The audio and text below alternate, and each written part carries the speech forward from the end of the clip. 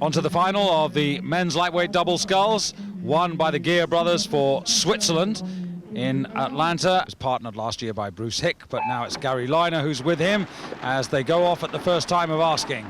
And a very quick start there by Michelangelo Crispi and Leonardo Pettinari.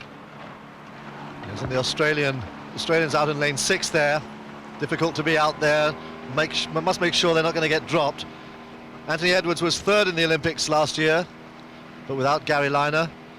Now they're out to see if they can improve on that this year.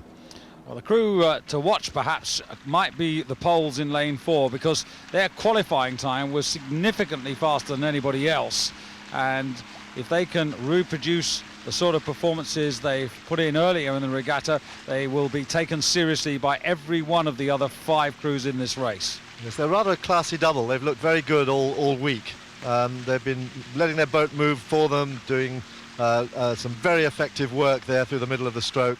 And here again now they're in lane 4. They're sitting pretty level there with Australia, who are leading the field. So it's Poland and Australia out in front coming into the first 500 meters.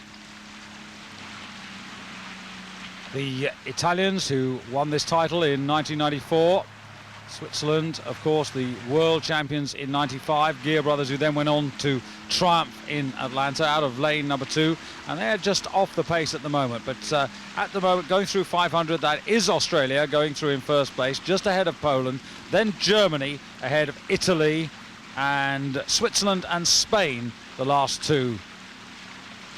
Well, they're the Olympic champions in lane 2, just there, but behind this crew now, lane 4 from Poland, moving very, very easily. They've got a very long stroke and they move very, very comfortably, boat bouncing a little bit, but they are moving extremely well. This is a partnership of Tomasz Kucharski and Robert Sitz. Now, Kucharski is the man who's come in to join Robert Sitz, who was partnered last year by Widowiak, who helped him to 7th place in the Olympic Games.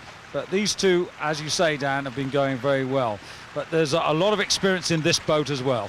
Yes, Anthony Edwards and Gary Liner, they've been in and out of boats together and with other partners for the last 5 or 6 years. Very used to winning medals, very experienced athletes, both of them. Again, this back together again in this year, and there's a call now from Anthony Edwards to see if he can push on past the Poles. But it's Poland who are looking the stronger there. They're looking more controlled, more relaxed, but it's these 2 crews now who are out in front and looking strong. Italy just about in 3rd place at the 1,000 metre mark ahead of Germany. Switzerland only 5th, and Spain, as they have been since the beginning of the race, in 6th place. That's Juan Carlos Sayas and Jose Maria De Marco, but don't write them off. They're well, they're very experienced and they usually find something towards the end of the race. Italy too are very strong in sculling events, and they're just sitting there poised in 3rd place. They could well be making their move a bit later on in the race. They're very strong finishers. But Poland now are stretching their lead. Very, very comfortable here. They're just making a move and they're opening up from Australia. Roberto Sic moving extremely easily there in the stroke seat. They are very long, very relaxed scullers, and they've got a very, very good combination there. They're moving extremely well together. So Poland at the moment solidly in the driving seat. Australia in 2nd place. That's getting a little bit concerned, Anthony Edwards. Yeah, and Gary Liner's blowing a little bit there. He's finding it quite hard in the middle of the stroke there. He can feel people coming alongside him now, looking across rather anxiously. And it's certainly it's in lane 5, Germany beginning to make a move there, and Italy's still there, pushing hard. 2 experienced scullers here in the Italian boat.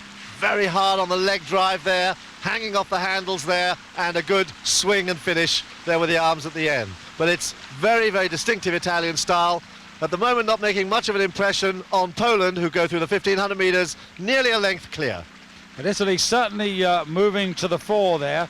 Italy just about in 2nd place. Michelangelo Crispi, 25 years of age from Catania, setting the pace there. He was world champion in the double sculls in 1994. That was the World Championships in Indianapolis, so he knows all about this and just beginning to try and close up if he can on the poles. But he's certainly into 2nd place at the moment, and the Germans just about 3rd. Australia really slipped back badly there just after the 1,000 metres. They slipped right back. They've been taken by both Italy now and Germany, but Crispy now beginning to wind it up and really move for it. Very strong on the finish there as they move, but are they going to make an impression on Poland? Poland looking still very smooth, very relaxed, and they are winding up too. They've seen the danger, they're winding it up and moving well. Germany with Ingo Euler and Bernhard Ruhling, again two very experienced scullers, but at the moment Italy trying to close down on the Poles, but the Poles have got here to this point using minimum energy, and now they've probably got the greater reserves. Well, they've got about a length and they look as if they're moving away still. They can see where everybody is. They're in charge. Italy are clear now of the followers. And where are Switzerland? Where are the world champions?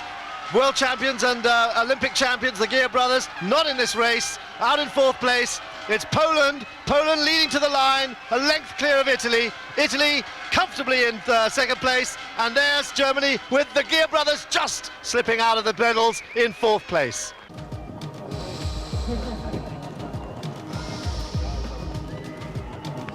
These two men put Polish rowing back on the map.